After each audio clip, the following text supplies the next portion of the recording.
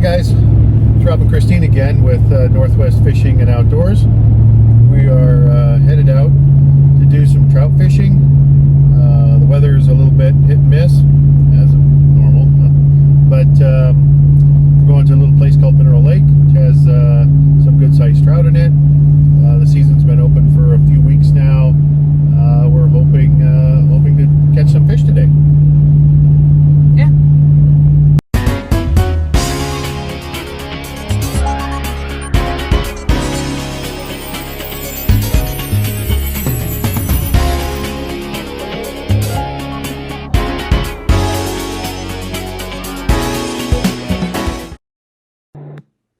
This 277-acre lake, 50 miles southeast of Tacoma, provides excellent trout fishing for those who enjoy lots of company. The lake sits at 1,700 feet elevation, and on a clear day, Mount Rainier provides a scenic backdrop. The state plants more than 100,000 rainbow trout fry each year. Several hundred larger broodstock are also stocked annually, plus several thousand brown trout. Largemouth bass are also present. Most shore fishing is from public fishing docks at the west end of the lake and docks at Mineral Lake Resort. The state boat launch is small, so patience is needed, especially on opening day.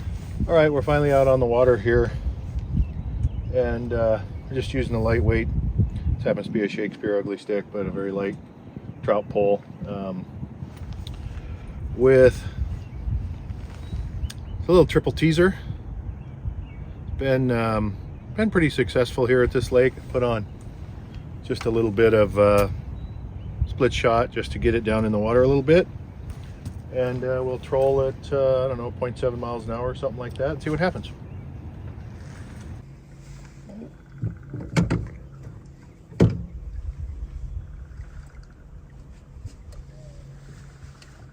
So this is our little fishing boat. It's a 17-foot SmokerCraft Osprey, I think. Fishes two people really good. For trout, you could probably easily fish four.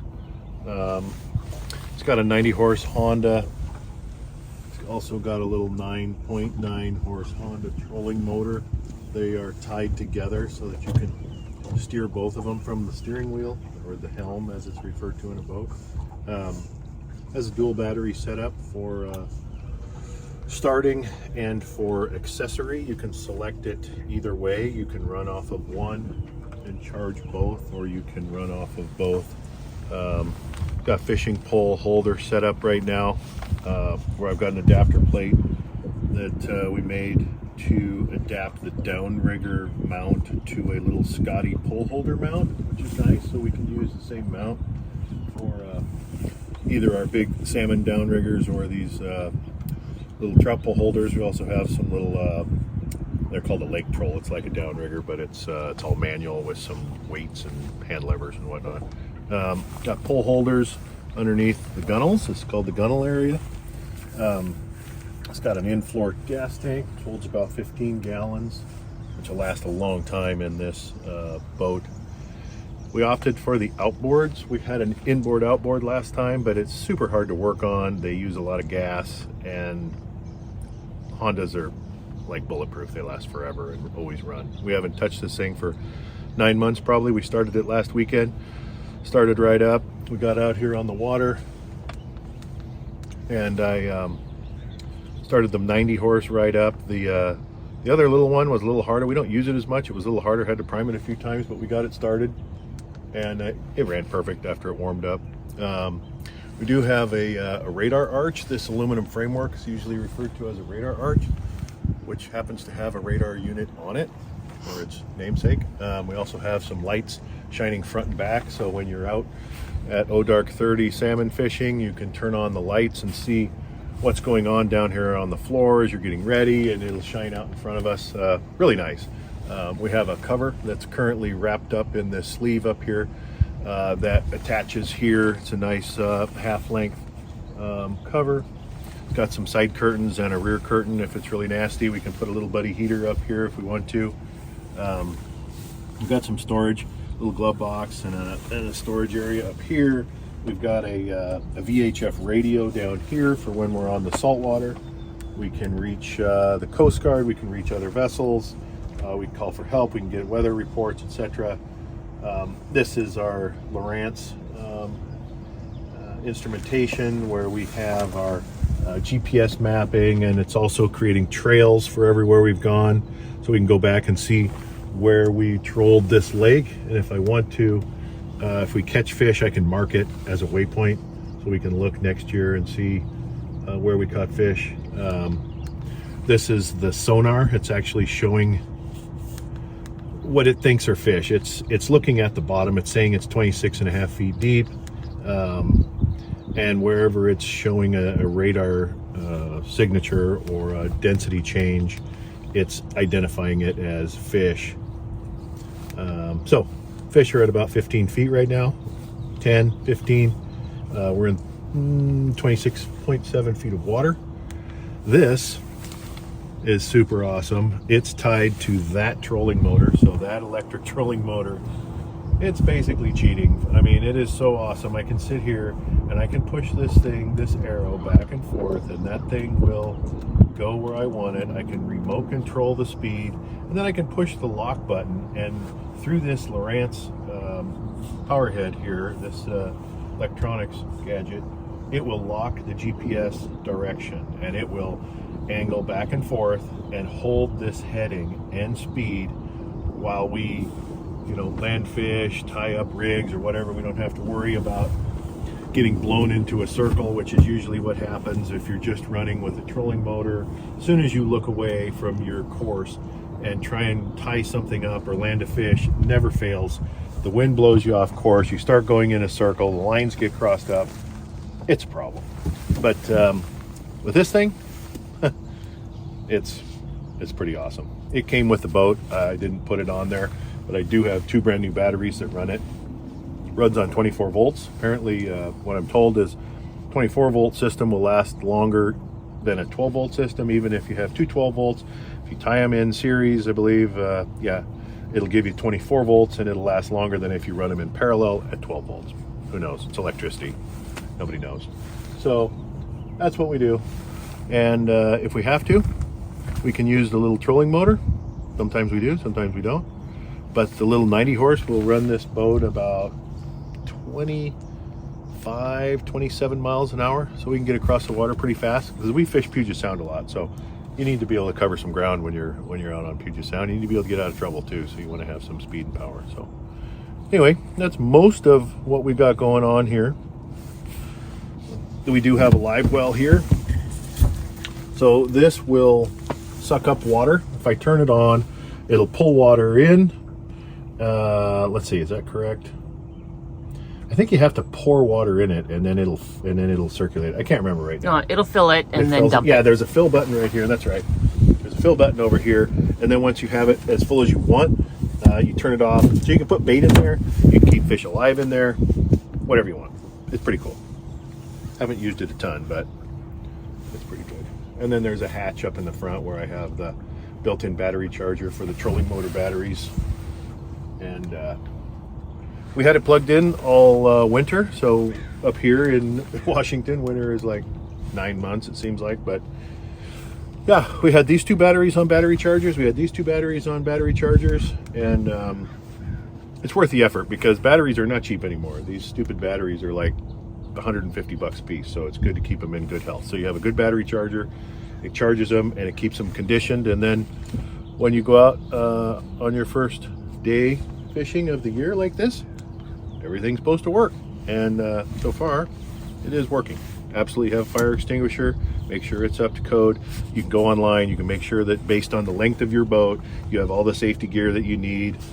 Flares, visible flares, aerial flares, whatever it is, fire extinguisher. I can't remember off the top of my head, but we go through it and make sure that all of our stuff is up to date. Flares only last 3 years, so if you're using flares as a signal device, there's multiple things you can use as a signal device, but flares are a good one. But they do only have a legal life of 3 years, I think. Doesn't mean they won't work, and you can keep them on your boat, but if you get checked by the Coast Guard, they won't count it if it's outdated. So otherwise, yeah, that's about it. We got some storage underneath these back two seats. Rod holders, got a fish whacker and a fish scale, and we got room for a big cooler up here. But this is kind of our maiden voyage of the year shakedown a little bit. So far so good.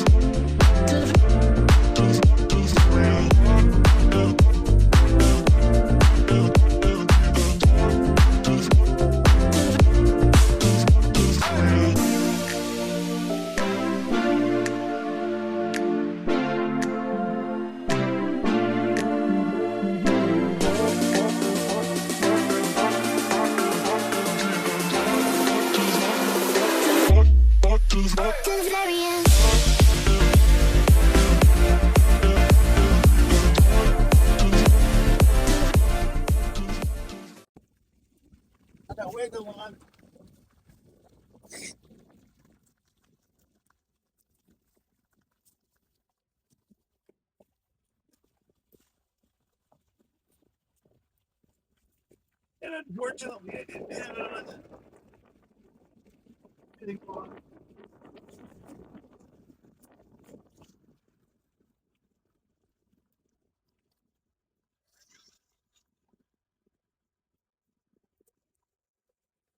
It's got some wiggle.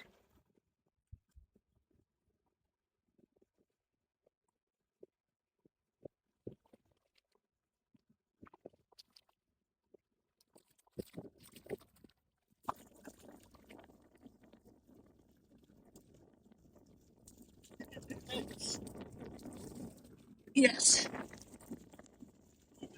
And we got fish. Oh, yeah. Okay, so I'm gonna change my cute little donut to something different here. Let me get this thing done here.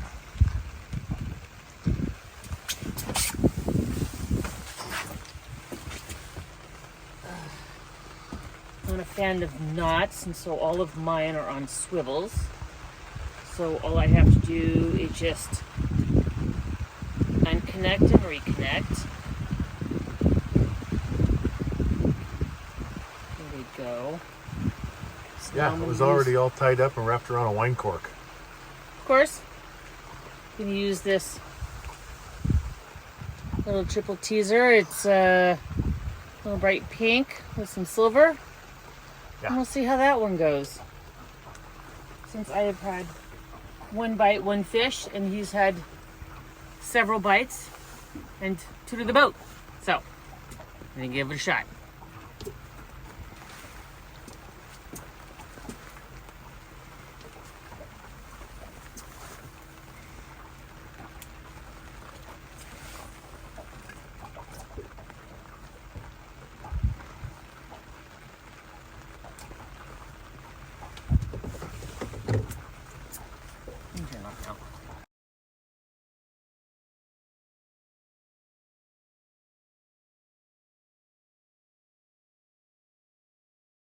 Hey guys, welcome to day 2 of fishing at Mineral Lake. Look how beautiful it is out there. A little bit of fog on the water, some of the mountains.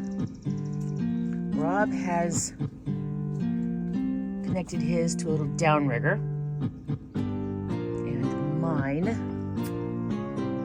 is still just normal, I are trolling it along at about 1.5 miles an hour, and hoping the fish are awake. It's a beautiful day to be out on the water.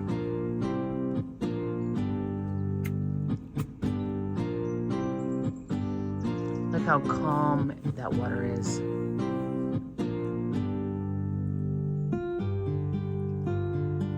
Okay, so Rob is setting up a school of minnows that he's gonna put on A fake worm. a second line. He's got a fake worm on there because fake worms don't wiggle a whole bunch and you don't hook your thumb.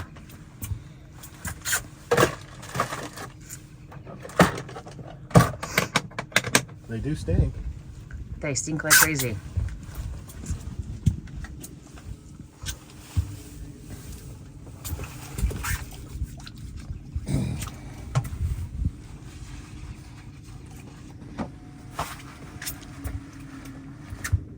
Okay, so I am going to pull this one in. So you pop it from the line holder. What are we doing for direction?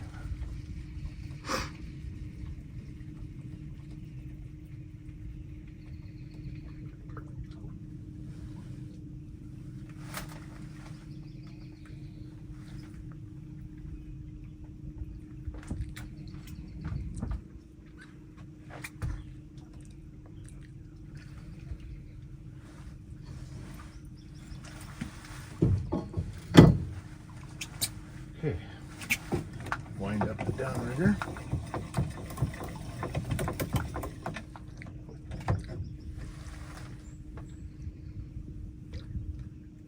Let this go out slowly so it doesn't sink and get tangled up.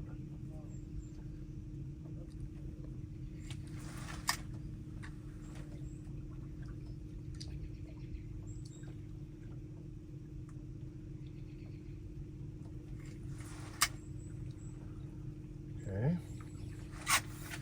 then you take the line and hook it to the downrigger clip. I like that. Now, when you sink this down, it takes your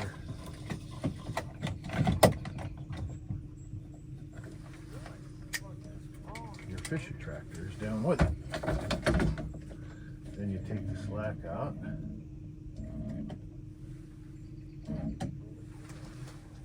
Fish hits it, pops loose from the clip, reel in the big one. That's how it works. I was getting some action on my downrigger pole with the school of minnows and the fake worm.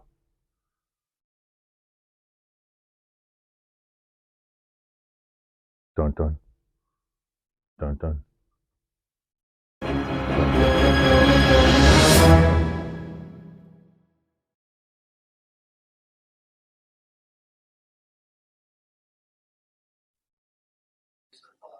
Thank you for joining us on our first fishing trip of the year.